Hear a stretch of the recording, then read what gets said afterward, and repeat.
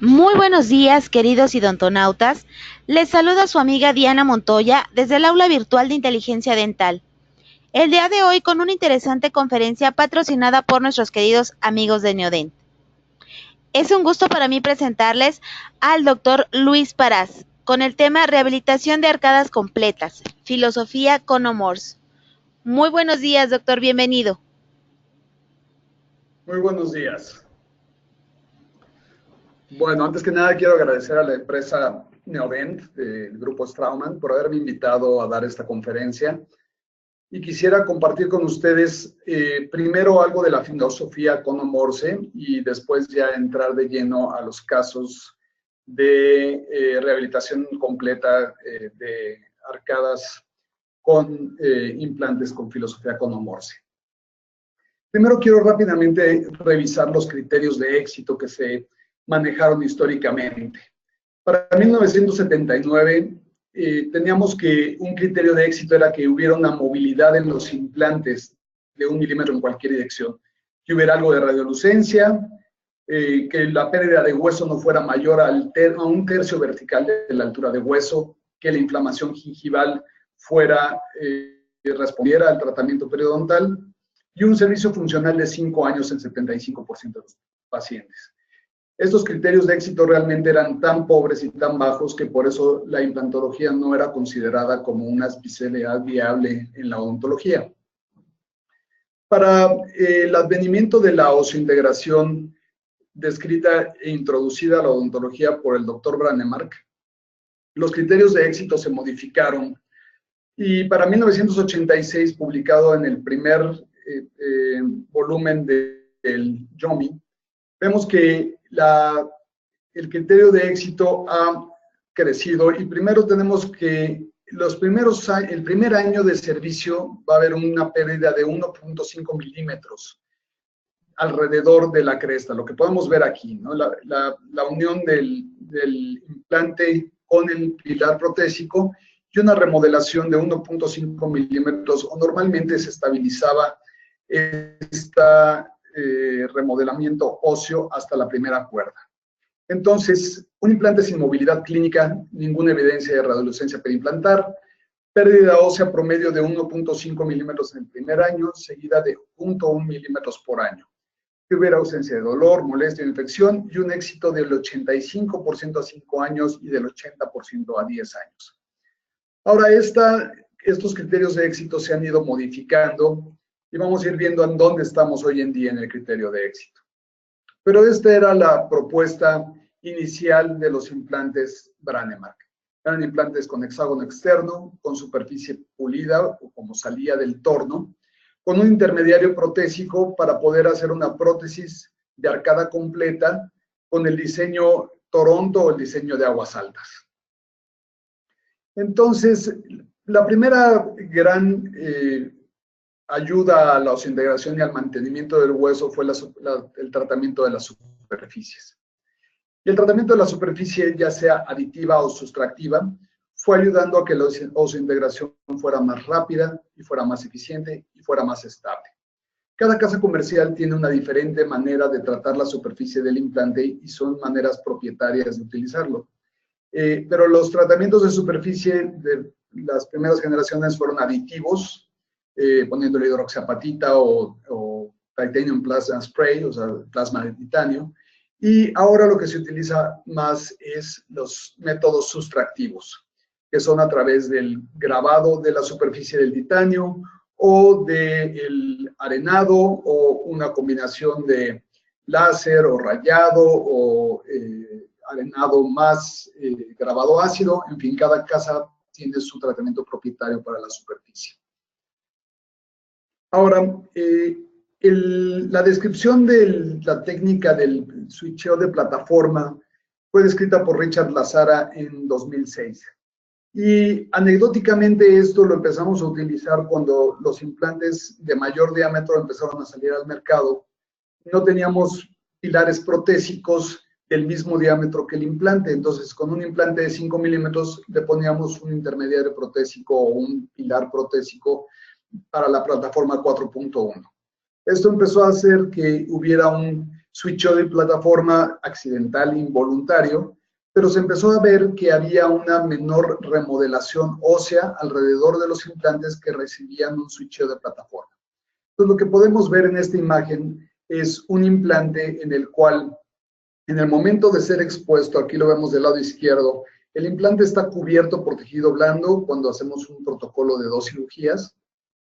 Y en el momento en que se expone al medio oral, se le pone el intermediario protésico o pilar protésico directo a la plataforma del implante, entonces empieza la remodelación ósea y la remodelación llega hasta la primera cuerda. Ahora, el concepto de platform switching es, por ejemplo, aquí tenemos un platform match, o sea que el pilar protésico y el implante quedan al mismo nivel. Y del lado derecho podemos ver el concepto del platform switch, que quiere decir que el intermediario protésico es un diámetro menor que la plataforma del implante. Esto lo que explicaban es alejar el microgap de la zona del hueso, había una menor remodelación ósea. También un concepto importante descrito en este artículo es que la remodelación ósea no depende de que el implante sea colocado en función, sino su exposición al medio oral. O sea, aunque le pusiéramos simplemente un pilar de cicatrización, empieza esta remodelación ósea. No es necesario ponerle en contacto para que empiece la remodelación. Ahora, en cuanto a la colocación del implante, lo colocamos supracrestal, crestal o subcrestal. Este artículo precisamente investiga en dónde hay más remodelación ósea, poniendo el implante 1 o 2 milímetros supracrestal, poniéndolo a nivel crestal o medio milímetro subcrestal, o poniéndolo profundo 1 o 2 milímetros subcrestal. Y los resultados de este artículo es que al mover el microgap coronalmente y alejarlo de la cresta alveolar, había una menor remodelación o resorción ósea que los que tenían una posición más subcrestal. Entonces, aquí la conclusión importante es que la causa de la pérdida de hueso alrededor de los implantes de 2 piezas sumergidos después del primer año no es conocida. Esto es lo que ellos describían en este artículo del 2003. Pero una posibilidad es que el gap entre los componentes juega un papel importante en este proceso. Ahora, en este mismo artículo sacan esta micrografía en la que se puede ver que hay un infiltrado de células inflamatorias presente en el área del microgap entre el pilar protésico y el implante. Ahora, cuando vemos un infiltrado de células inflamatorias, esto va a producir una respuesta inflamatoria en específica del cuerpo, similar a la que producen los irritantes locales en la enfermedad periodontal. Entonces, una persona más susceptible a la enfermedad periodontal probablemente también sea más susceptible a la enfermedad periimplantar. Sin embargo, el reconocer que es este infiltrado de células inflamatorias en el microgap lo responsable de la remodelación es algo que no se atrevía o no se conocía como para poderlo describir en los artículos. Ahora, los contornos de los pilares protésicos empezaron a ser, a partir de los años 90, empezaron a hacerse cada vez más amplios. Y a partir de la plataforma protésica se buscaba el perfil de emergencia. Entonces empezaron a salir unos pilares que se llamaban EP, Emergence Profile, para empezar a hacer el perfil de emergencia de los pilares desde la plataforma. En este artículo del 2007, Eric Rompen lo que hace es describir una técnica contraria a esto. Hacer un pilar que a partir de la plataforma protésica del implante salga con un contorno cóncavo en vez de un contorno convexo.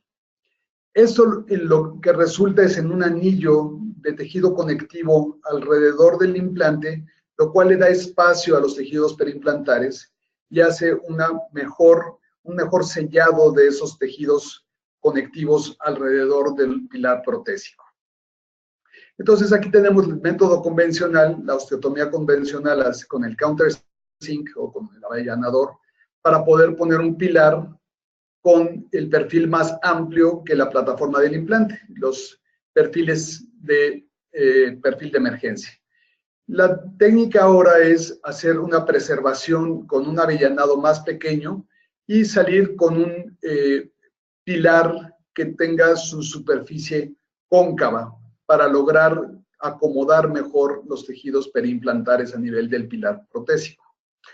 Para este estudio de Javier Rodríguez de España, lo que nos describe es cómo se forman estos tejidos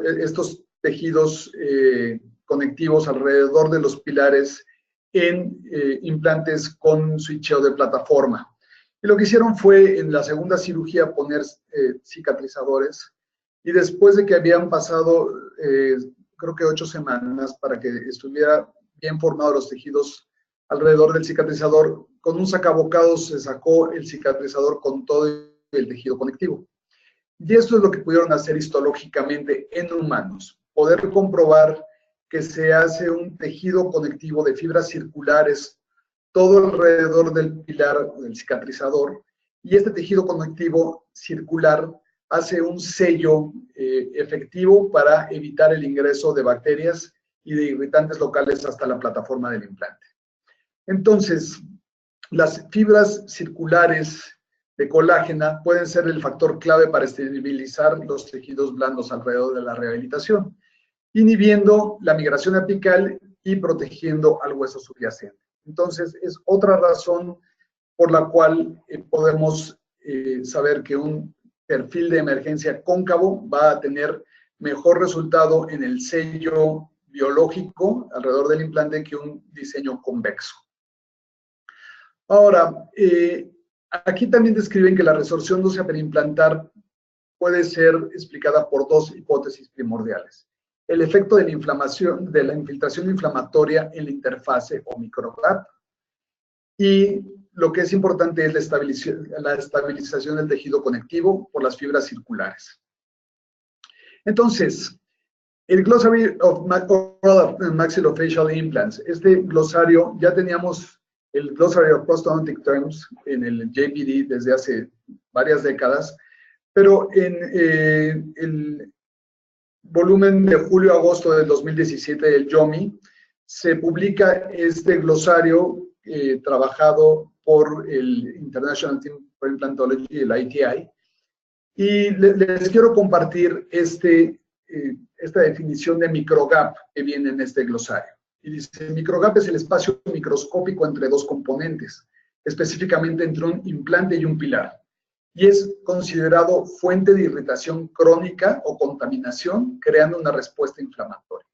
Entonces, ya sabemos que hoy en día el microgap es algo que está descrito como la fuente de contaminación. Ahora, se ha venido mucho hablando de este tema de One Abutment, One Time. ¿Cuál es la razón de tener el One Abutment, One Time? Es que cada vez que removemos un cicatrizador para poner un pilar protésico o para poner un cupping de impresión, vamos a estar permitiendo que haya contaminación del medio oral hacia el interior del implante. Entonces, el remover el cicatrizador para poner el cupping de impresión y después volver a poner el cicatrizador y después probar el pilar y después probar el pilar con la rehabilitación en porcelana. Entonces, toda esta conexión y desconexión no solamente está molestando a la unión entre los tejidos conectivos y los pilares, sino que también está permitiendo que haya contaminación al interior del implante. Entonces, no remover los pilares resultó en un mantenimiento de medio milímetro más que con la remoción y reconexión de pilares. Sin embargo, también en otro artículo en la cual se hacía una conexión, 1 o 2 conexiones, también se vio que la desconexión o reconexión de los pilares un par de veces no causó cambios dimensionales negativos. Lo que tenemos que pensar es que el ambiente interno del implante debe de estar libre de contaminación. Y si nuestros pilares protésicos vienen contaminados de laboratorio, por ejemplo, esto puede estar causando el que estemos contaminando también el ambiente interno. Entonces, es algo en lo que tenemos que estar pensando comúnmente. Ahora, esta es una pregunta muy interesante. ¿Puede haber hueso por encima de la plataforma del implante? Con la evidencia que hemos visto hasta ahora, la respuesta podría ser no. O sea, hemos visto que el microgap va a producir una respuesta inflamatoria específica y que el criterio de éxito es que el hueso se vaya hasta la plataforma o hasta la primera cuerda. Si vemos que el hueso se estabiliza en la plataforma del implante, estamos de gane. Pero en muchas ocasiones, inclusive este hueso se va hasta la primera cuerda. Entonces, ¿esto es un criterio de éxito hoy en día o es algo que podemos evitar? Eso es lo que yo sabía y lo que yo pensaba hasta ese momento en el que llegó este paciente. Y me pregunté cuando vi esta radiografía, ¿puede haber hueso por encima de la plataforma del implante? La verdad es que yo no sabía lo que estaba viendo cuando vi esta radiografía por primera vez. Un implante sumergido probablemente 6 milímetros por debajo de la cresta, con un intermediario protésico de 5,5 milímetros. Y vemos lo que hay aquí. Esto cuando entré, el paciente llegó porque tenía un provisional que le habían puesto en Brasil. Y al quitar todo esto era TEM bond y acrílico. Y aún habiendo irritantes locales, pudo haber una regeneración de hueso por encima de la plataforma protésica. Pero yo decía, probablemente este paciente es sumamente resistente o poco susceptible a la enfermedad periimplantar o a la enfermedad periodontal. Pero vemos aquí que tiene un implante de hexágono externo y vemos la remodelación porque estos implantes fueron colocados muy profundos, muy subcrestales, y como en uno de plataforma externa hubo muchísima remodelación y aquí en este implante no hubo remodelación. Entonces me di a la tarea de investigar de qué se trataba ese implante y por qué había logrado mantener el hueso por encima de la plataforma. Entonces, no hay nada más válido que esta máxima que dice, los analfabetas del siglo XXI no son los que no saben leer y escribir. Cualquiera ya sabe leer y escribir. El chiste es saber desaprender lo ya aprendido y volver a aprender. Y es un tema difícil cuando nos hemos dedicado a la implantología más de 20 años y hemos hecho siempre lo mismo y estamos confortables con lo que estamos haciendo. Entonces, este es el caso del paciente. Esto que estamos viendo aquí es hemostático porque me costó mucho trabajo tomarle una impresión a esto porque no sabía cuáles eran los componentes necesarios para poder tomar esta impresión. Entonces le tomé una impresión normal y lo que hicimos fue una corona metal cerámica y lo increíble es el mantenimiento de los tejidos periimplantares, no solamente del hueso, sino de los tejidos blandos. Y sabemos perfectamente que los tejidos blandos van a estar sanos y su contorno va a estar adecuado si tenemos hueso subyacente. Vemos, por ejemplo, aquí en la zona de lateral cómo se ve inflamación crónica. Se puede ver aquí como una respuesta inflamatoria en la encía y cómo hay una remodelación ósea.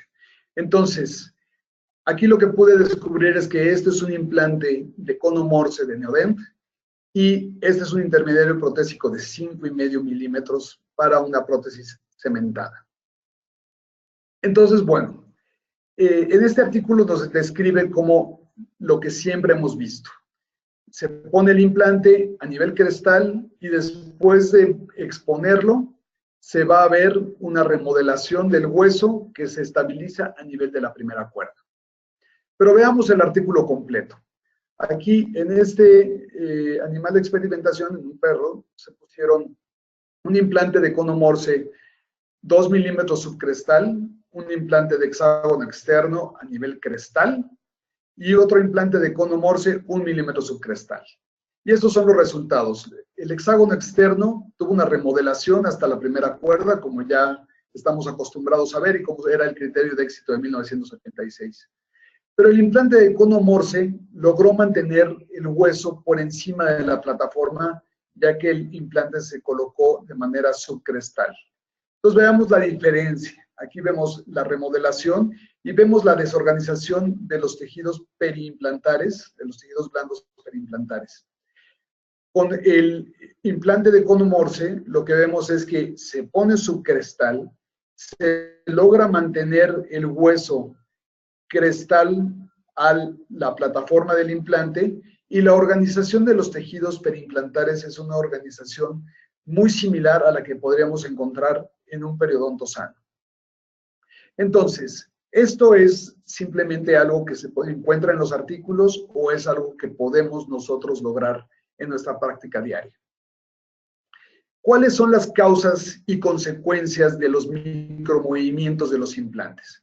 Este video está libre en YouTube, lo publica Sitlich, y les invito a que lo busquen en YouTube y lo vean.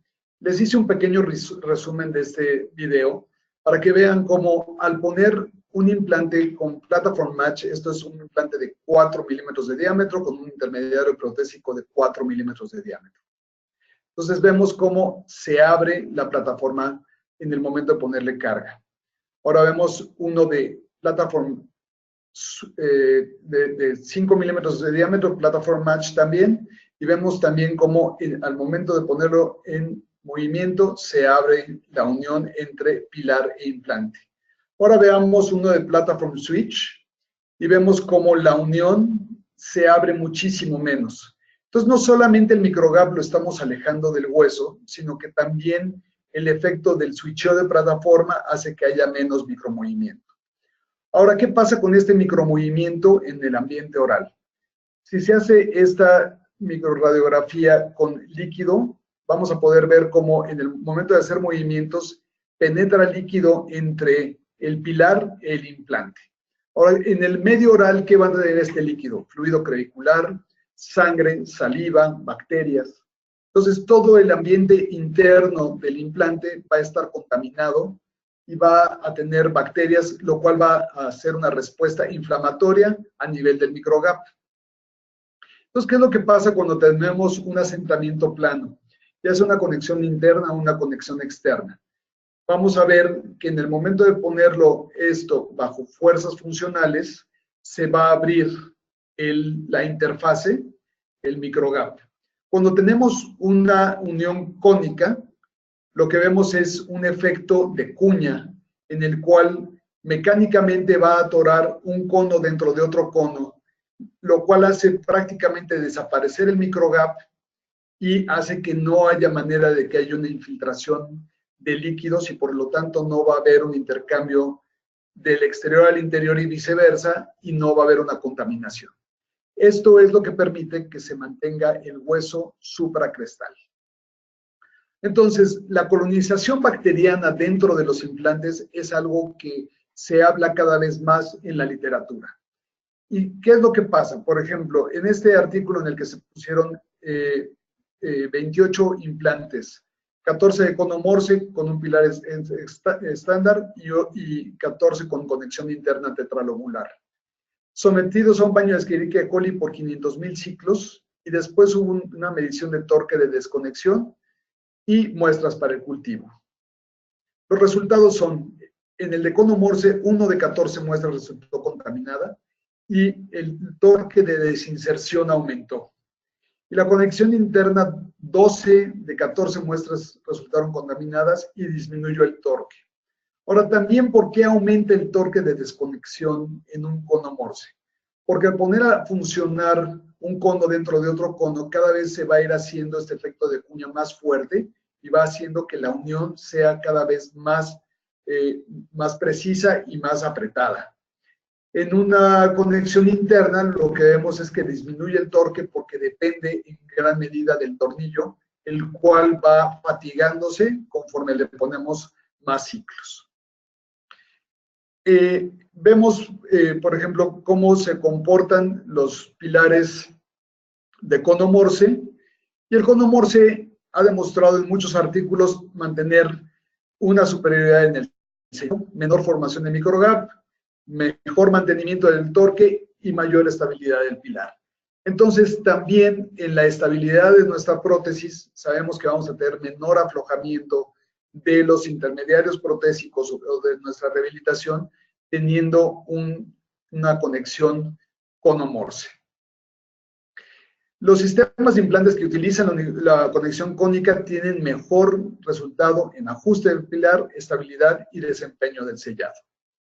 Aquí tenemos dos implantes de la misma marca. Estos son dos implantes de Neodent. Uno es de conexión interna y otro es de conexión cono-Morse, para que vean la diferencia. No todo lo que es conexión interna quiere decir conexión cono-Morse. Aquí, por ejemplo, podemos ver que una conexión interna puede tener un asentamiento plano, y esto va a depender del tornillo y va a permitir un microgap. Una conexión cono-morse, especialmente si este cono es largo y preciso, va a permitir un mucho mayor sellado. Entonces, las conclusiones de este artículo es: en el cono Morse hubo 0 casos con filtración bacteriana, la conexión interna 70% de casos con filtración bacteriana. Esta es la razón por la cual la conexión interna en esta marca ya se descontinuó y solamente se sigue con la conexión cono Morse. Entonces, ¿en dónde se pone los implantes que tienen cono Morse y switcheo de plataforma? ¿Cómo se ponen en referencia a la cresta alveolar? En este artículo se describe 3 posiciones: la posición crestal, 1 milímetro subcrestal y 2 milímetros subcrestal. Y a diferencia, esto es un artículo, un estudio hecho en humanos. Aquí, por supuesto, que no vamos a ver histología. Entonces, lo que vemos es, con BIM, vamos a poder ver en dónde quedó la cresta ósea con respecto a la colocación del implante. Y lo que se ve es que los implantes que tuvieron una posición crestal, que muchas veces, por ejemplo, aquí con la limitación del espacio por el seno maxilar, tenemos que dejar la posición crestal. No hubo remodelación mayor, pero no se mantuvo hueso por encima de la plataforma. Sin embargo, con 1 y 2 milímetros subcrestal se pudo mantener mayor hueso por encima de la plataforma del implante. Esto lo que nos quiere decir es que los implantes colocados 2 milímetros apicales a la cresta ósea mantuvieron mayor posición subcrestal. Los de 1 y 2 milímetros subcrestal demostraron mayor porcentaje de superficies con hueso coronal a la plataforma del implante. Entonces, si tenemos hueso coronal a la plataforma del implante, tenemos no solamente un sello biológico de tejidos blandos, sino tenemos un sello biológico de hueso que nos está ayudando a prevenir la periimplantitis y nos está ayudando a sostener los tejidos blandos. Entonces, este fue mi primer caso que hice con conexión cono Morse. En esta zona había una raíz que extraje y puse mis implantes subcrestales, pilar cicatrizador. Más adelante lo cambié por un intermediario protésico. Ven aquí 3.5, eso quiere decir que el nivel gingival está 3.5 milímetros por arriba de la plataforma del implante. Y después una rehabilitación atornillada. Y lo que vemos aquí es que logramos que se mantuviera una posición subcrestal, pero sobre todo en el implante más mesial podemos ver cómo, gracias a que teníamos la conexión cono Morse, se pudo mantener todo este hueso que hubiera sido complicado. Si ponía este nivel crestal en mesial, hubiera dejado varias cuerdas expuestas en la parte distal. Si pongo el implante crestal en distal, le hubiera dejado muchas cuerdas subcrestal en la parte mesial. Entonces, si tengo una conexión que no sea cono Morse y que haya remodelación, voy a perder hueso en esta zona. Entonces, la conexión cono Morse me ayuda también a solucionar estos problemas de diferencia de altura. Entonces, esto realmente es lo que presupone un cambio de paradigma en la implantología. Entonces, un caso rápido. Tenemos la posición subcrestal. Este es el montador del cono Morse del sistema de Neodent, que tiene 3 rayitas. Entonces, cada rayita es a 1 milímetro. Aquí estamos viendo que está el implante colocado 2 milímetros subcrestal. Entonces, los 2 implantes están 2 milímetros subcrestal y con el kit de selección de pilares vemos cuál es el pilar protésico que me puede quedar por arriba de la cresta ósea sin molestarla. Y decidimos entonces poner 2 mini pilares para prótesis múltiple atornillada. Y esto se pone con un torque de 32 newtons. Por supuesto, el implante tiene que haber entrado a un torque mayor a 32 newtons para poderle poner el pilar protésico en la misma sesión. Y esta es la radiografía inicial. Ahí hicimos extracción del premolar, un poquito de elevación de seno con osteotomos en la parte distal. La colocación de 2 implantes con un torque arriba de 50 newtons. Entonces le puse estos intermediarios protésicos mini pilar. vemos la posición subcrestal, y a este caso se le puso carga inmediata y se logró mantenimiento de la cresta. Vemos otro caso en el cual ponemos el implante subcrestal con su pilar protésico One Abutment One Time, y como en el momento de terminar la rehabilitación logramos mantener mucho hueso por encima de la plataforma, lo cual nos asegura un sello biológico alrededor de este implante y nos asegura un mejor mantenimiento periimplantar.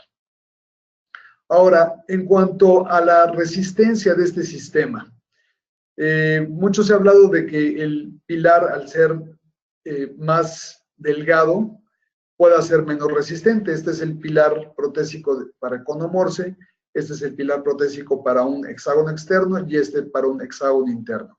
Otra vez todos de la misma marca, de la marca Neodent. Y vemos en implantes de 3,5 milímetros de diámetro, que son implantes de plataforma delgada, como el grupo 1, que es el grupo de conomorse, mantuvo mucho mayor resistencia al fracaso que lo que tuvo la conexión interna y la conexión externa.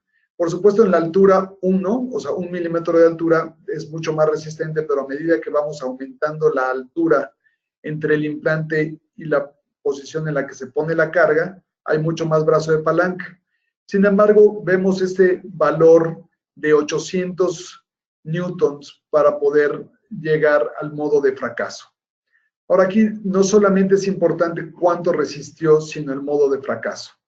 Y vemos en el implante cónico, conomorse, cuando le ponemos un pilar sólido, este pilar no se logra romper, sino que se dobla bajo esta carga de casi 800 newtons. Cuando vemos que en los otros sistemas hay fractura del tornillo, deformación del implante, fractura del componente protésico, pero también deformación del implante. Entonces, es un sistema que además es muy resistente. Ahora, ¿cuánto espacio hay dentro de estas cámaras internas de los implantes? En este estudio, lo que hacen es medir cuánto volumen interno hay para el mantenimiento, para la posibilidad de alojar líquido adentro del sistema. Por ejemplo, vemos en este sistema de una conexión interna 9.3 milímetros cúbicos de líquido que puede caber adentro. Esto es un implante de conomorse, 5 milímetros cúbicos. Esto es otro sistema conomorse, 5.23 milímetros. Y este es otro sistema de conexión interna que solamente tiene este pequeño área de contacto y esto tiene un volumen interno de 6.39 milímetros cúbicos.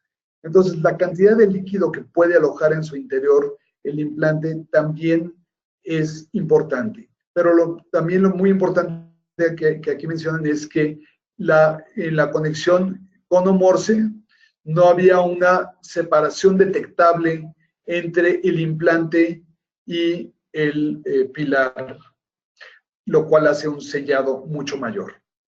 Ahora, viendo, por ejemplo, casos anecdóticamente en mi práctica, en el cual le puse implantes de conexión interna de un lado, implantes de conomorse del otro lado. Y después de varios años vino el paciente de revisión, cuando le tomo la radiografía puedo ver el mantenimiento del lado de conomorse, logro mantener una posición más supracrestal y con los implantes de conexión interna no es que sea un fracaso, pero no se logra un mantenimiento tan eficiente del hueso a nivel crestal. Este es otro caso, estos son implantes de hexágono externo, en los cuales hay remodelación hasta la plataforma, se puede ver aquí el switcheo de plataforma, pero en el mismo paciente con conomorse podemos ver el mantenimiento de hueso por encima de la plataforma protésica.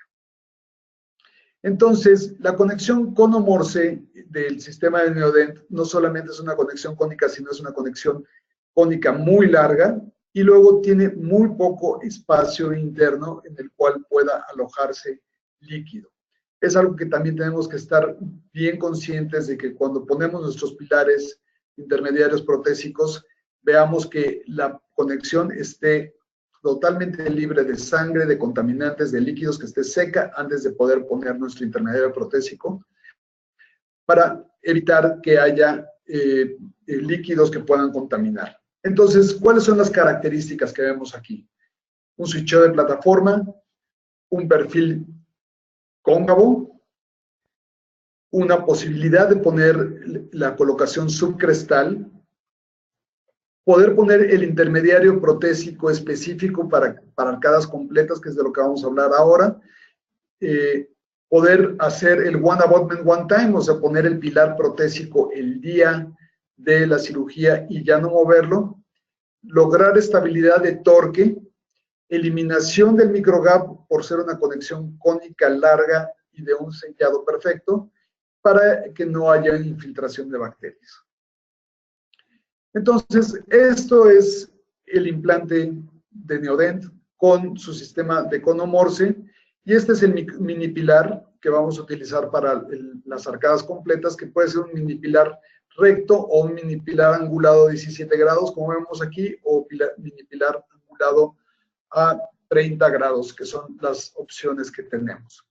Entonces, vamos a pasar ya de la teoría a la práctica. Entonces, pasamos del papel directamente a la cirugía. Entonces, aquí podemos ver un implante Titamax Aqua, y más adelante vamos a hablar un poquito sobre la superficie hidrofílica Aqua. Lo que quiero es enseñarles cómo vamos resolviendo los casos de arcada completa. Entonces, esta paciente que tenía más de 10 años de utilizar una prótesis total, en la cual se va remodelando el proceso alveolar, y vamos viendo cómo una prótesis que asentaba perfectamente, al haber remodelación de su proceso alveolar, empieza a lastimar, queda ya muy inestable. Entonces, podemos ver los manuales de Neodent de One Step Hybrid, en donde nos vienen todos los pasos que tenemos que seguir, y vamos a ir siguiéndolos poco a poco. Entonces, a través de un estudio tomográfico, un BIM, vamos a poder hacer la colocación de los implantes, poder ver que tengamos el espacio adecuado para la colocación de los implantes, la dirección adecuada de los implantes, y generalmente en estas mandíbulas que ya tienen cierto grado de remodelación ósea, vamos a mantener nuestra rehabilitación entre los agujeros mentonianos. Entonces, vamos a hacer una incisión para poder reflejar un colgajo de grosor total mucoperióstico.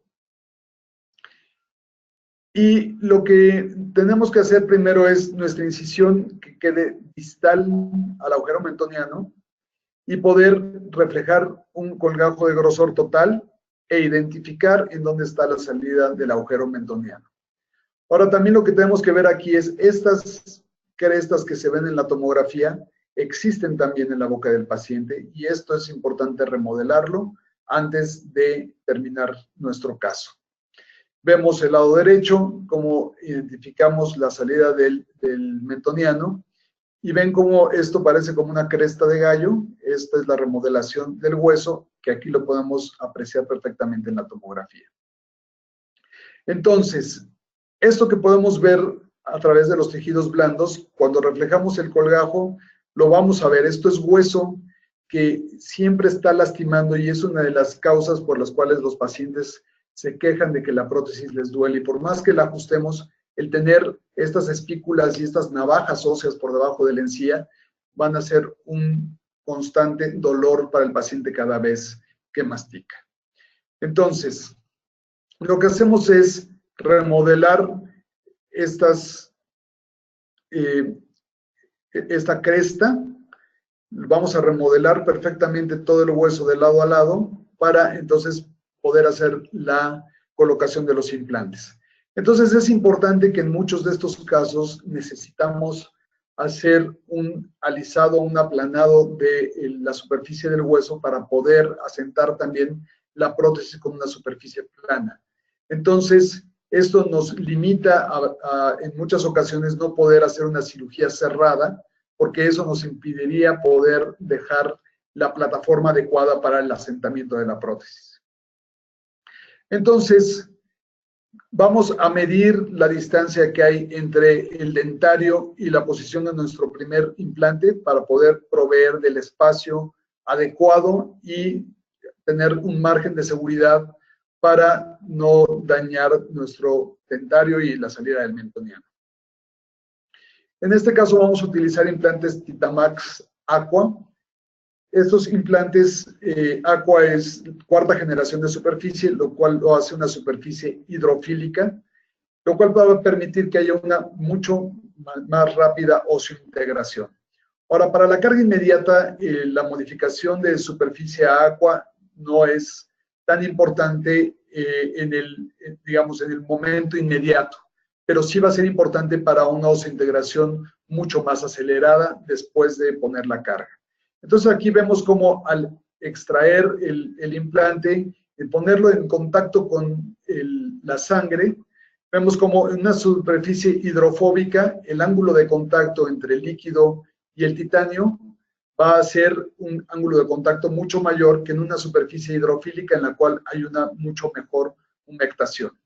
Entonces, esto es lo que vemos en la literatura sobre el sistema Aqua.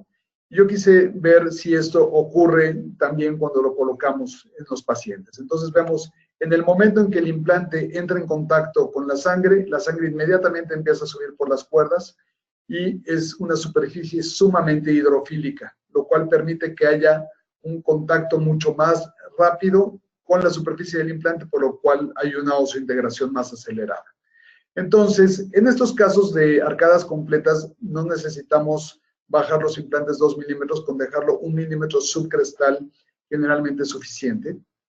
Y si se ven, podemos bajar el implante, en este caso lo estamos bajando a alrededor de 50 newtons. Y escogemos el mini pilar adecuado, dependiendo si necesitamos un mini pilar recto o angulado. La ventaja de hacer esto es que hacemos el protocolo de One Abutment, One Time. El mini pilar no lo tenemos que tomar con nuestras manos, sino traer un montador para que el mini pilar salga estéril, lo coloquemos dentro del implante y no lo tengamos que tocar para nada. Después le ponemos el montador adecuado para poderle dar torque y lo torqueamos a 32 newton centímetro. Entonces, esta es la planeación. Vamos haciendo las osteotomías y colocando cada uno de los implantes. Y esto es lo que pasa con la superficie hidrofílica. Hay varios videos en YouTube de I+D en los cuales pueden ver todas las bondades de la superficie hidrofílica Aqua. Entonces, estos implantes no tienen cuello, lo cual nos permite bajarlos subcrestal y nos permite que en el momento en que vamos bajando el implante vamos viendo qué torque tenemos. Este, por ejemplo, es en donde se detuvo con el motor a 30 newtons, que es lo que pongo mi pieza de mano, y todo lo demás lo voy bajando con la llave dinamométrica para llegar, generalmente en este caso, todos los implantes bajaron a 50 newtons. Entonces, coloco los implantes con sus mini pilares y el siguiente paso es tomar una impresión multifuncional. El protocolo de Neodent nos permite el hacer una prótesis prácticamente inmediata, o sea, una prótesis inmediata le llamamos a una prótesis que podemos colocar en las primeras 72 horas después de la cirugía. Entonces, ponemos estos pilares de impresión multifuncionales que los acrilizamos previamente. En el momento en que empezamos la cirugía, el personal del consultorio me ayuda a acrilizar estos pilares para tenerlos listos en el momento en que los vamos a ocupar. Y antes de suturar, vemos el asentamiento completo de todos los pilares para impresión multifuncional. Entonces ya procedemos a la sutura y ponemos la guía multifuncional. Esta guía multifuncional la estuve utilizando durante la colocación de los implantes también para ver que estuviéramos siempre dentro de los confines de la prótesis. Entonces, la guía multifuncional la recortamos de manera que nos permita hacer una verificación de la oclusión y la dimensión vertical, y entonces ya procedemos a pegar todos los pilares multifuncionales con pattern resin. Y una vez que los pegamos todos entre sí, ponemos al paciente a morder con la guía multifuncional en relación céntrica para poder pegar entonces a través de estos accesos que le hacemos a la guía multifuncional, pegar completamente toda esa barra que logramos entre todos los pilares multifuncionales a la guía de acrílico. Y una vez que hacemos esto, ponemos 3 topes para lograr tipodeísmo. Aquí tenemos 1, 2, 3 topes en oclusión, y entonces ya terminamos nuestra impresión con polivinil. Retiramos la impresión y obtenemos el modelo. Entonces, al tener nuestro tripodismo con acrílico pattern resin, podemos llevar esto al articulador. Previamente ya teníamos articulada la dentadura superior, y entonces mandamos al paciente descansar en lo que podemos modificar su prótesis. A mí me gusta mucho más modificar la prótesis en el laboratorio que modificarla en la boca del paciente, ya que voy a poderle poner acrílico de mejor calidad, mucho más denso. Generalmente yo lo hago con acrílico termocurado. Entonces, la manera de proseguir esto es colocar los cilindros de titanio, y esta es otra de las cosas que me gusta mucho del sistema de Neodent, la barra distal. Aquí la barra distal es un cilindro de titanio para mini pilar que tiene ya incorporada una barra de titanio para extensión distal. Entonces, la barra distal nos va a ayudar a que la coloquemos hacia las extensiones distales para nuestra prótesis inmediata. Entonces, tenemos la prótesis del paciente. Prefiero quedarme con la prótesis superior del paciente que le acabamos de fabricar en vez de utilizar un modelo de yeso, porque voy a poder lograr un montaje mucho mejor con su prótesis inferior. La prótesis inferior la recortamos, le quitamos completamente los flancos, le quitamos completamente la parte interna y verificamos que asiente perfectamente en el articulador.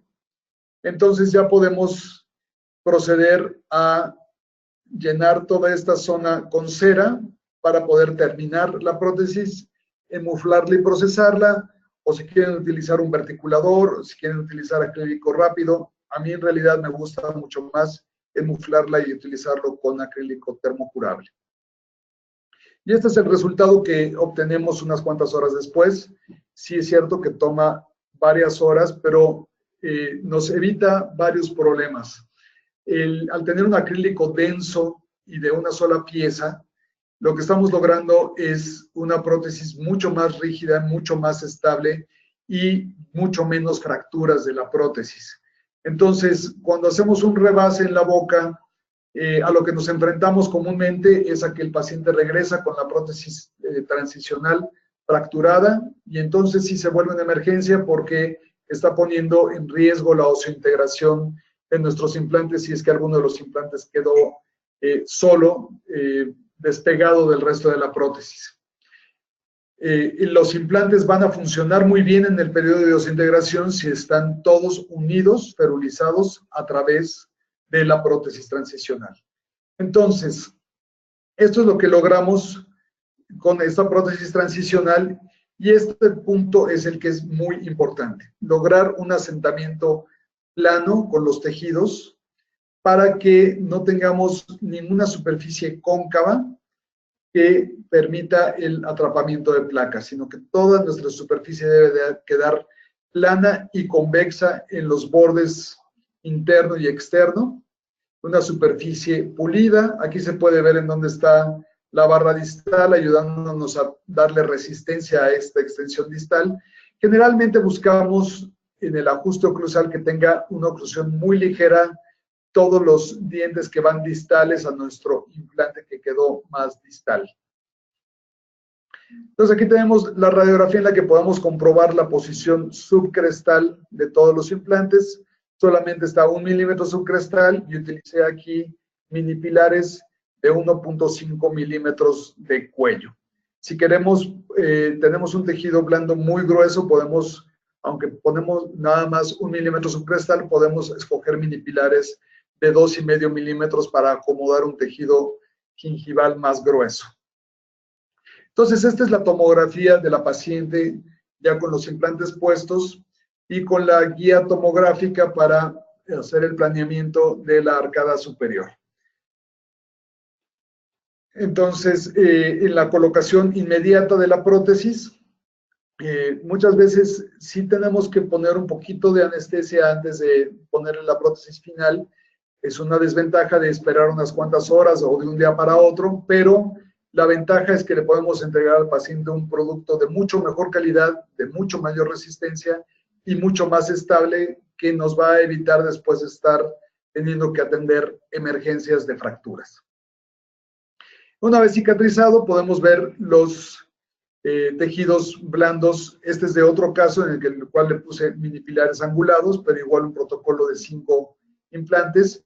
Y esto es una foto después de 2 años de utilizar su prótesis, en lo cual podemos ver la estabilidad de los tejidos y tenemos un sello biológico adecuado alrededor de los mini pilares, un tejido muy, muy sano. Entonces, el diseño de la prótesis es sumamente importante. Ahora, para los protocolos maxilares es algo un poquito más delicado. ¿Qué tipo de prótesis le vamos a poner? Entonces, este, por ejemplo, es una tomografía que le tomamos al paciente sin una prótesis. Cuando mandamos al paciente sin una guía tomográfica, podemos perfectamente ver la posición de los implantes, pero no podemos relacionar la posición de los implantes con respecto a la rehabilitación que vamos a hacer. Si nosotros nos tomamos el tiempo de duplicar la prótesis del paciente, podemos hacer un duplicado. Por ejemplo, de este lado tenemos un duplicado de la prótesis en la cual los dientes van a ser de un material radioopaco y la base la hacemos de un material de una resina acrílica. En este caso lo hice con resina acrílica transparente, pero el chiste es que va a ser una resina radiolúcida. Para que los dientes sean radiopaco, simplemente lo podemos hacer en el momento de duplicar la prótesis, poner los dientes en bisacrílico, y el bisacril es radiopaco. Entonces hacemos una base de montaje, en este caso con silicón, de nuestra guía tomográfica. Entonces aquí podemos ver cómo podemos duplicar los tejidos blandos en esta base de silicón. La base de silicón es muy importante que le hagamos estos puntitos para poderlo relacionar en el software de la tomografía. Ahorita les voy a explicar cuál es el flujo.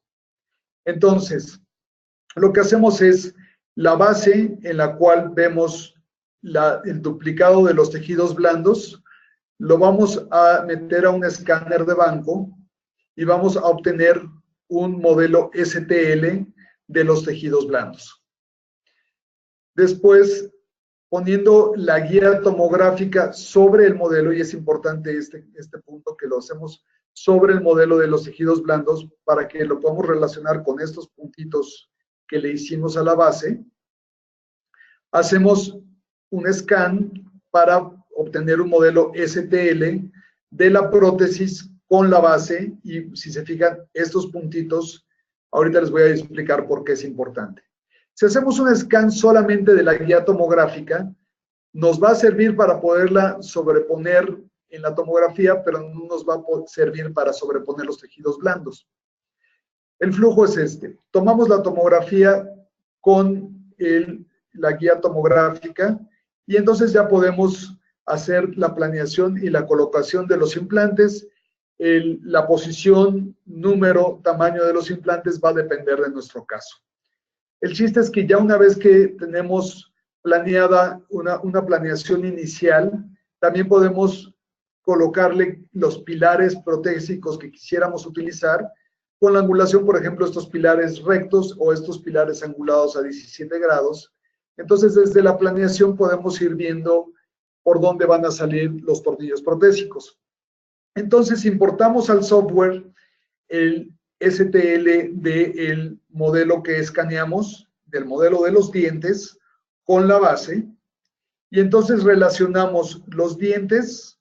Por ejemplo, ponemos en el software un punto en este canino, un punto en este canino, en este central, y lo que vamos a poder hacer es sobreponer el modelo STL sobre nuestra tomografía.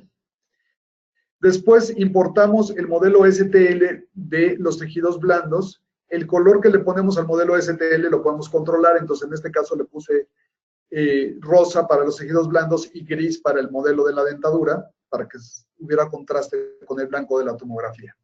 Entonces, ya una vez que importamos el modelo STL de los tejidos blandos, a través de estos puntitos de la base, podemos relacionarlo para que podamos hacer una sutura,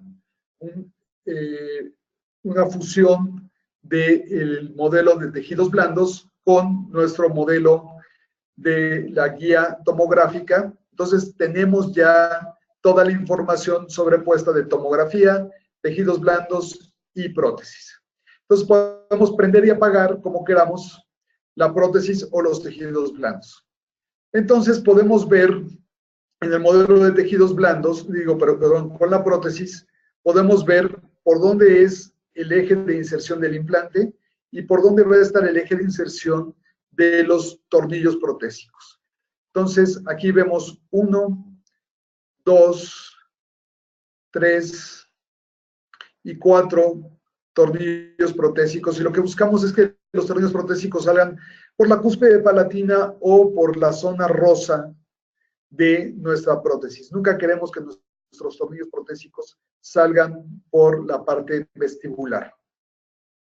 Entonces, igual, prendemos y apagamos y podemos ver implantes, encía y rehabilitación. Entonces, así podemos empezar con el fin en mente. De aquí pudiéramos, si gustan, imprimir una guía quirúrgica o podemos simplemente hacer nuestra guía multifuncional. Y lo que podemos hacer aquí también es poder relacionar cómo van a quedar nuestros implantes con los perfiles de los tejidos blandos. Entonces, en este caso, prendemos el contorno del tejido blando y prendemos el contorno de la prótesis y podemos saber cuál va a ser el eje de inserción del implante y cuál va a ser el eje de inserción de la prótesis gracias a el mini pilar angulado y por dónde va a salir nuestro tornillo. Entonces podemos tener mucha más precisión en la planeación y en la ejecución de nuestra prótesis. Y también en la parte anterior, por ejemplo, podemos saber si vamos a necesitar reducción para poder lograr tener 16, 17 milímetros. Aquí se ve como el implante está sumergido y nos sobra un poquito de hueso en esta zona, entonces vamos a tener que hacer un poco de remodelado para poder proveer de los 17 milímetros que necesitamos entre el implante y el borde incisal para que tengamos espacio adecuado para pilar protésico, barra, acrílico, diente, cuando vamos a hacer una prótesis híbrida. Ahora, no todos los maxilares van a llevar una prótesis híbrida. En algunos casos, cuando hacemos el montaje de nuestros dientes, lo que buscamos es primero hacer la prueba y que el paciente lo pueda sentir en su boca. Entonces, no nada más lo podemos llevar al ámbito digital, sino que es importante llevarlo también a la boca del paciente para poder estar de acuerdo con el paciente en cuanto a dimensión vertical, línea de sonrisa, soporte labial. Entonces, en este caso que estamos haciendo una prueba, tomamos la prótesis y le quitamos completamente todo el flanco vestibular, de manera que veamos cómo es que emergen los dientes con respecto a los tejidos blandos.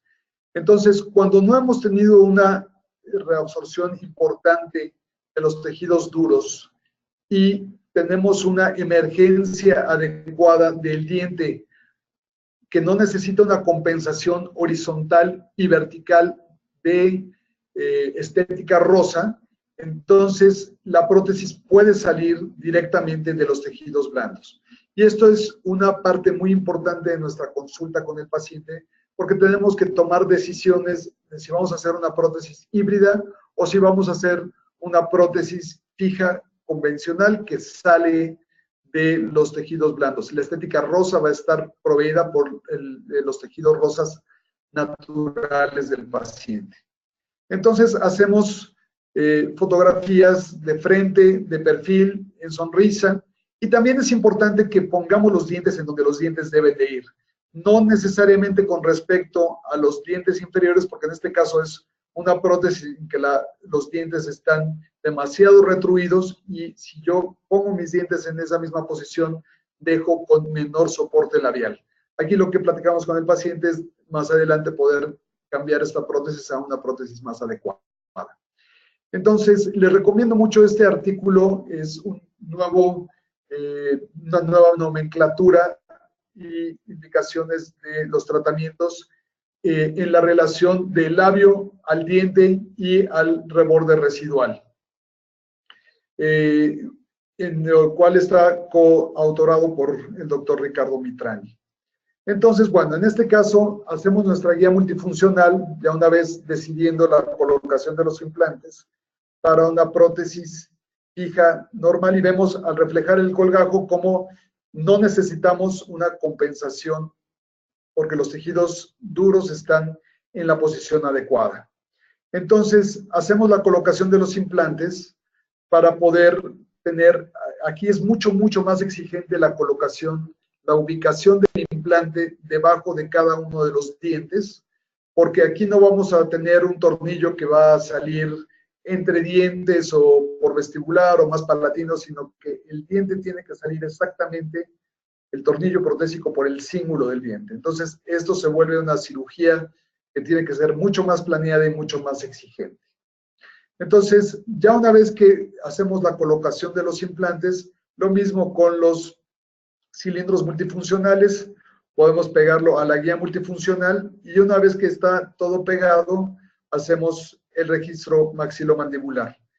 Y este es en el momento de que vamos a entregar la prótesis provisional que le vamos a poner a la paciente y esto es el día de la remoción de suturas. Esperamos a que los tejidos cicatricen unos de 4 a 6 meses y comprobamos la osseointegración de todos nuestros implantes y entonces podemos ver cómo logramos inclusive tener papila entre implantes, ya que al no haber remodelación de hueso entre los implantes, vamos a tener tejido duro que soporte a la papila. Entonces podemos ver los contornos y ir trabajando sobre los provisionales, los contornos para nuestros pónticos ovoides y podemos ver la extraordinaria salud periimplantar que existe en este caso. Entonces, para la toma de impresión, utilizamos ya una impresión para cubeta abierta. Y en este caso le hice 3 prótesis segmentales de 3 unidades, 2 de ellas, y de 4 unidades la prótesis anterior. Y aquí estamos viendo la colocación de la prótesis anterior, cómo atornillamos la prótesis y logramos los pónticos ovoides. Ahora, ciertamente, aquí podemos ver cómo los tornillos salen por los cíngulos de los dientes, entonces les digo, es una colocación mucho más exigente. De cualquier manera, en esta paciente no teníamos la posibilidad de irnos hasta segundos molares, pero con tener, igual que en una híbrida, hasta primer molar, tenemos más que suficiente herramienta para que pueda masticar y para la estética y la fonética. Entonces, definitivamente, nunca vamos a lograr una emergencia exactamente igual, porque aunque haya poca remodelación, siempre va a haber un poco de remodelación, pero no necesitamos en este caso la compensación rosa como para una híbrida. Ahora veamos un caso distinto en el cual esta es una dentición terminal que llevamos muchos años trabajando sobre el tratamiento periodontal, pero tenemos raíces enanas, ya con muchos problemas, se le cayó este lateral y llegó el momento de decidir si quería que siguiéramos tratando localmente o si tomábamos una decisión ya radical para cambiar esta dentición terminal. Entonces, a través del estudio tomográfico pudimos ver que había ya varios dientes con problemas periodontales, movilidad, raíces cortas. Entonces, en este caso se decidió por una prótesis estilo híbrida, también para no tener que injertar los senos maxilares. Entonces, tomamos todas las fotos y los estudios previos, hacemos las extracciones y aquí lo que hacemos es que nuestra guía multifuncional sea copiando los dientes existentes. Evidentemente no pudimos probar esta guía porque teníamos los dientes. A la guía multifuncional, antes de procesarla, siempre le ponemos una cintita de cera para que nos quede una guía mucho más resistente en la parte vestibular, pero que podamos ver los contornos incisales y gingivales en el momento de ponerla, y le quitamos todo el flanco vestibular para poder ver también hasta dónde vamos a llevar la remodelación ósea. Entonces, verificamos la posición, teníamos una mordida cruzada posterior que no vamos a alterar, y reflejamos el colgajo. Entonces, ya podemos aquí empezar a hacer la remodelación ósea para tener el espacio adecuado para poder tener una prótesis híbrida. Y entonces ya sabemos en dónde van a ir los implantes y nos vamos siempre al approach más palatino que podamos para lograr la salida de los tornillos lo más palatina posible. Entonces, esta es la colocación, les digo, palatinizada siempre, lo más palatina posible, enganchando con las corticales palatinas. Estos son los implantes de Conomorse y los intermediarios protésicos. Aquí le pusimos 4 mini pilares angulados. Entonces, lo mismo, ponemos nuestros multifuncionales y después suturamos el caso. Ponemos nuestra guía multifuncional, tomamos el registro maxilomandibular y ya hacer la prótesis híbrida es algo que va a ser muy sencillo y tenemos el setup de estos dientes ya colocado en el articulador, listo para poder hacer el encerado rápidamente, emuflarlo y procesarlo. Entonces, aquí ven los puntos de pattern para poder hacer la relación maxilomandibular y podemos ver el recorte, la remodelación que hicimos del proceso alveolar para poder tener el espacio adecuado para poderle entregar una prótesis híbrida. Las radiografías periapicales de la posición subcrestal de los implantes. Y bueno, tenemos casos en los que se vuelven una verdadera emergencia, ¿no? Pacientes que llegan con la prótesis de dientes anteriores ya rota, en el cual pues ya se quedaron sin dientes, ¿no? Entonces, lo mismo, extraemos los dientes, colocamos los implantes, estos son los pilares multifuncionales, y esta es la colocación de la prótesis inmediata entre 24 y 48 horas después. Generalmente dentro de las 72 horas, pero normalmente estamos trabajando entre 24 y 48 horas para entregárselas. Entonces, le podemos devolver al paciente de manera inmediata forma, función, estética, autoestima y haciendo tratamientos poco invasivos en los cuales no tenemos que meternos con regenerar senos maxilares, demás. Entonces, lo importante aquí es que sepamos cuándo está indicada la prótesis híbrida y cuándo está indicada la prótesis fija. El siguiente paso sería hacerle una prótesis con el sistema de cementación pasiva. Y por limitaciones del tiempo nos vamos a permitir dejar este tema abierto para una siguiente conversación que podamos tener para explicarles cómo llevamos a cabo la prótesis final con el sistema de cementación pasiva de Neodent. Y aquí otra noticia es que vamos a tener próximamente los implantes Gran Morse con la superficie hidrofílica Aqua. Este implante que se va a llamar Helix es un implante que ya tuve oportunidad de ver en Brasil y promete ser un implante muy versátil protésicamente y muy estable quirúrgicamente. Entonces, con esto me voy a despedir por el día de hoy y quisiera saber si hay alguna duda que pudiéramos contestar. Muchísimas gracias, doctor Luis Parás, por esa interesante información que nos compartió el día de hoy. Le agradecemos mucho a nuestros queridos amigos de Neodent y les recordamos, queridos odontonautas, que con su conexión en la plataforma se acredita directamente su CADI y lo verán reflejado en máximo 48 horas. A quienes nos hacen favor de acompañarnos vía Facebook o YouTube, les pedimos por favor ingresar a www.inteligenciadental.com/CADI. La conferencia del día de hoy podrán acreditarla con el número 673. Doctor, si le parece bien, tenemos algunas preguntas. No sé si logra verlas.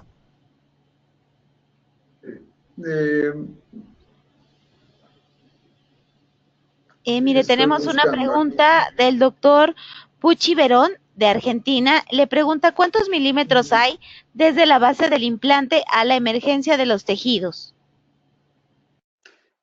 Desde la base del implante a la emergencia de los tejidos puede haber hasta 5,5 milímetros, hay componentes. Entonces, el implante puede estar subcrestal varios milímetros. Lo más subcrestal que yo he llegado a estar es 4 milímetros subcrestal, pero hay componentes hasta de 5,5 milímetros de longitud hasta la salida, la emergencia de los tejidos. Gracias, doctor. El doctor Daniel Vázquez pregunta, ¿qué haría con el implante si el mentoniano antes de emerger hace el clásico rulo asiamesial?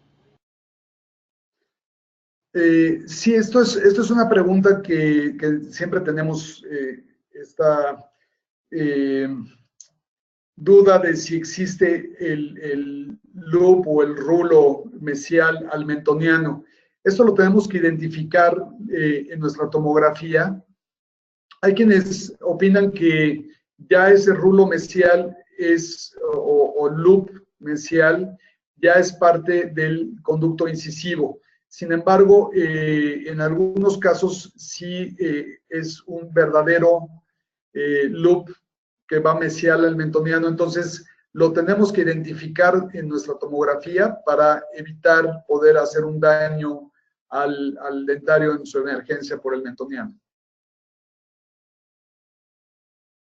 Gracias, doctor. Tiene un saludo muy especial. Le manda a saludar a la doctora Karina Romero, que lo están viendo desde Culiacán. Muchas gracias. Gracias, Karina. Muchos saludos. Gracias, doctor. Tenemos otra pregunta del doctor González. Dice, excelente plática, doctor Luis. ¿Utilizas alguna guía para recorte de proceso o remodelado óseo? Sí, la misma guía multifuncional nos puede ayudar con el remodelado óseo. Sin embargo, hay maneras de hacer guías específicas para la remodelación ósea, impresas en 3D. Este es otro tema que me gustaría más adelante tratar, toda la planeación digital y la fabricación de guías quirúrgicas, tanto para la remodelación ósea como para la colocación de los implantes, pero definitivamente puede haber guías de remodelación ósea que pueden ir soportadas sobre los tejidos o mejor soportadas en el hueso con pines laterales, y también guías para la colocación de los implantes. Yo en general me guío con mi guía multifuncional, pero también lo he hecho con guías impresas en algunos casos. Gracias, doctor. Tiene muchos saludos desde Uruguay, desde Paraguay. Tiene otro saludo muy especial del doctor Osvaldo Villa. Le dice que excelente conferencia y saludos desde Tailandia. Gracias. Qué amables. Tiene otro comentario de la doctora Susi Melgar. Increíble, doctor, una conferencia de altísimo nivel. ¿Tiene algún canal o página para ver sus protocolos? No hemos todavía hecho una página, pero estamos a punto de lanzarla. Yo espero más adelante poderles poner casos y demás en alguna página. Gracias, doctor. El doctor Amadeo Gámez dice, ¿qué tipo de medicación se utiliza post cirugía? Importante saber cuál es la historia clínica del paciente y especialmente Si tenemos pacientes diabéticos, no utilizamos la medicación con antiinflamatorios esteroides, a menos de que nos los permita su médico, ¿no? Pero en general yo lo que prefiero es tener una medicación con antiinflamatorios esteroides, con dexametasona o betametasona, analgésicos utilizamos el ketorolaco con tramadol, y también pues los enjuagues con clorexidina, y ponerse evidentemente hielo los primeros días. Lo que es increíble es que en estos casos, aunque se ven muy aparatosas las cirugías, tienen un posoperatorio bastante tranquilo. Y en cuanto a dolor, lo que nos han referido la mayoría de los pacientes es que sienten muy poco dolor. Lo que sí tenemos más frecuentemente es un poco de inflamación, y en algunos pacientes hay pues la aparición de hematomas. Entonces es importante también platicar con el paciente que el hematoma y la inflamación es algo que puede suceder y que lo más probable es que va a suceder. Entonces, aplicar frío las primeras 72 horas, y a partir de las 72 horas aplicar fomentos calientes para ayudar a reabsorber todo lo que ya se derramó y toda la inflamación. Pero lo manejamos generalmente con medicamentos, le digo, los antiinflamatorios esteroides inyectado, prefiero esteroide de depósito en una sola inyección, y la medicación analgésica vía oral. Gracias, doctor. La doctora Carol Sandoval dice, excelente plática, doctor Parás. Saludos desde Neodén, Mexicali, Los Algodones. Gracias. Tenemos otra pregunta del doctor Vázquez. ¿A los diabéticos insulonodependientes les indicaría los implantes? Esto es algo importante. No está contraindicado en una persona diabética el que le pongamos implantes. Lo que es muy importante es que tengamos pacientes controlados. Entonces, pacientes que no pueden controlar su nivel de glucosa, tenemos que hacer una interconsulta con su médico y realmente tener una situación estable. En una situación inestable, no controlada, definitivamente no sería un caso en el que yo lo tomaría para hacer una intervención de este tipo hasta que no haya un adecuado control de su enfermedad sistémica. Gracias. El doctor Bazáñez pregunta, ¿cómo determinas qué estructura utilizar? Titanio, cromo cobalto, circonio, metal acrílico. Si has experimentado con estructuras de PEC o nanografeno. Sí, mire, hay muchos reportes de estas arcadas completas simplemente con cilindros de titanio y acrílico que tienen una muy buena subsistencia siempre y cuando haya un grosor adecuado, ¿no? Entonces, hay pacientes que tienen un gran espesor por la remodelación que ha habido del hueso. Entonces, podemos llevar desde una estructura simplemente de acrílico, pero volvemos, el acrílico se va a fracturar si es delgado. Si tenemos un gran volumen vertical, vamos a lograr una estructura mucho más rígida. Ahora, a mí me gusta siempre terminar las prótesis con, digamos, ahorita llegamos hasta la prótesis inmediata. Después, generalmente a todos los pacientes les propongo hacerle una prótesis ya con un armazón interno. He experimentado con titanio, he experimentado mucho con armazones de cromo cobalto con el sistema de cementación pasiva de Neodent. Es algo que me encantaría tener la oportunidad de explicarles más paso a paso cómo hacemos estas estructuras para el sistema de cementación pasiva. Y esas estructuras se pueden hacer también, si se gusta, en titanio, en cromo cobalto vaciadas similares a una prótesis removible convencional del armazón, pero al ser un sistema de cementación pasiva quedan 100% pasivas.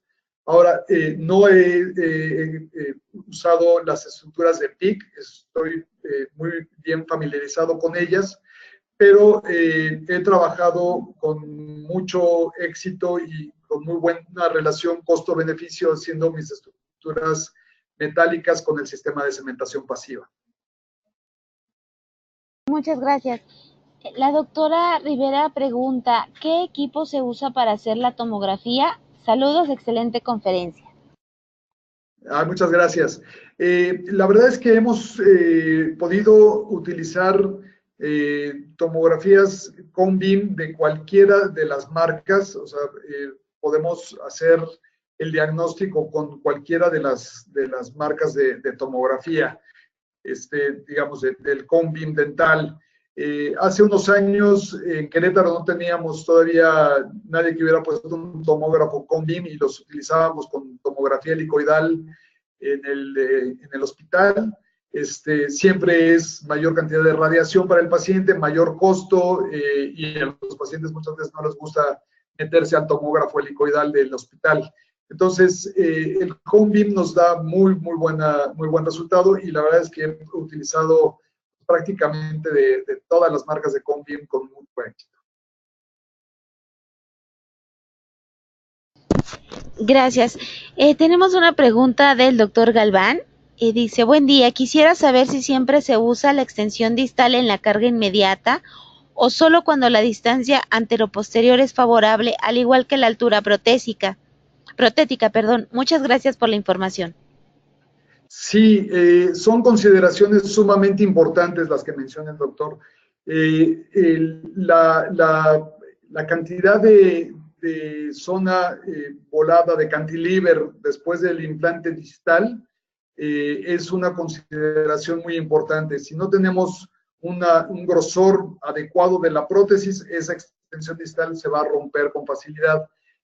También hay que tomar en cuenta consideraciones de carga, si tenemos como antagonista una prótesis total mucosoportada o si tenemos una prótesis fija sobre implantes o si tenemos una dentición completa. Entonces, la extensión distal durante el periodo de cicatrización y de osintegración es bueno dejarlo con una oclusión muy baja o si le vemos a un paciente de más alto riesgo, no poner dientes distal a el último implante durante el periodo de provisionalización.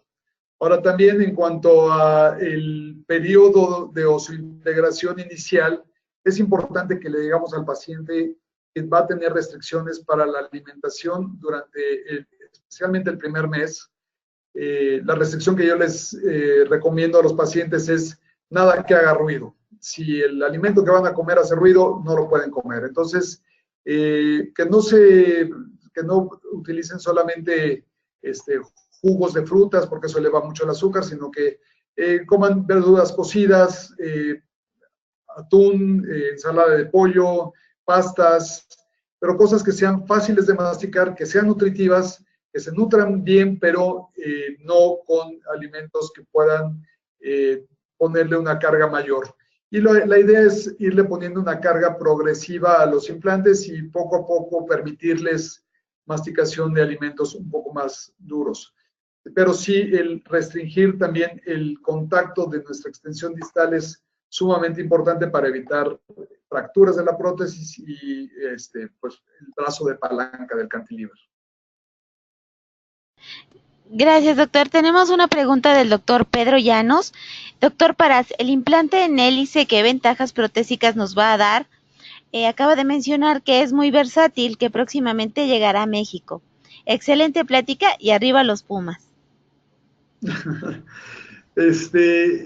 Bueno, el Gran Morse va a tener la ventaja de ser una plataforma un poquito más amplia y el implante Helix va a ser como una combinación entre el Albim y el Drive.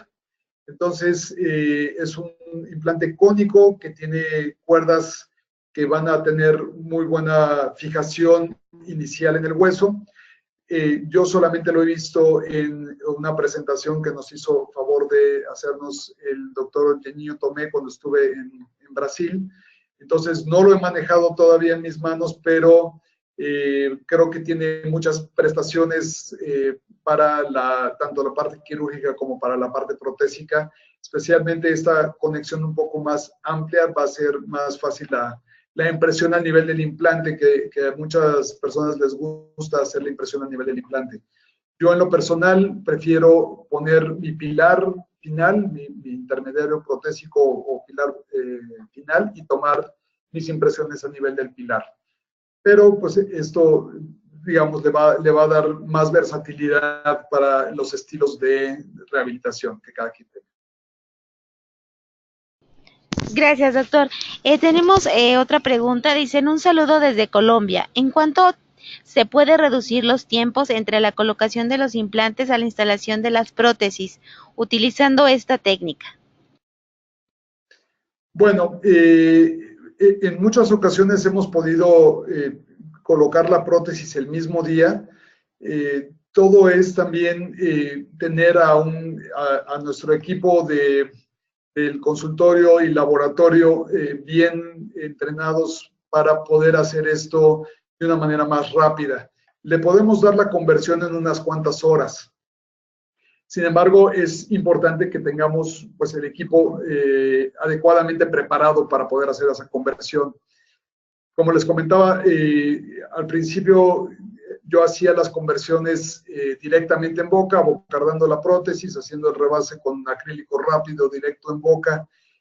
Y lo que me llegó a suceder frecuentemente era fractura de la prótesis, porque estamos en un medio muy contaminado por sangre, por saliva, por todo el medio quirúrgico en el que estamos trabajando.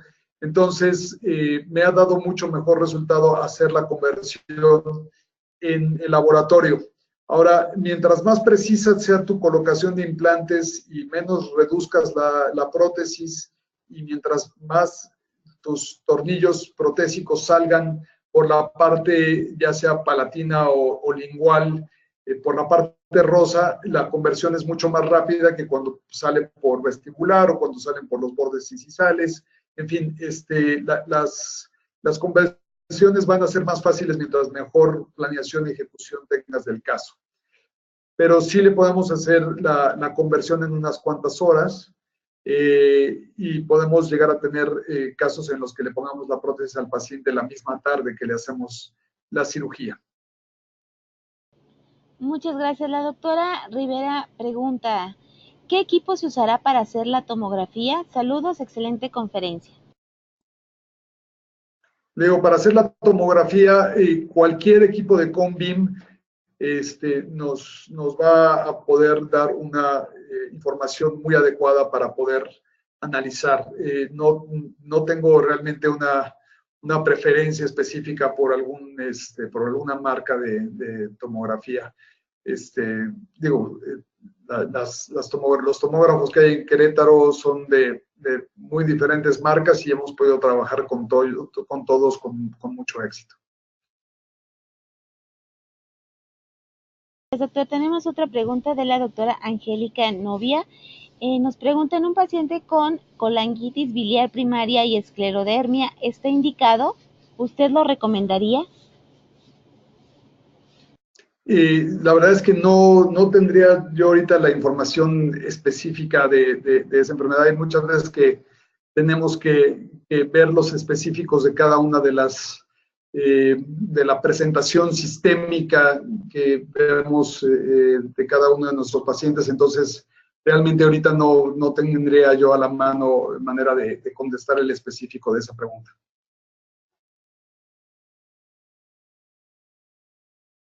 Gracias, doctor. Tenemos pues muchas felicitaciones, muchos saludos sobre su conferencia. Le agradecemos mucho. Muchas gracias.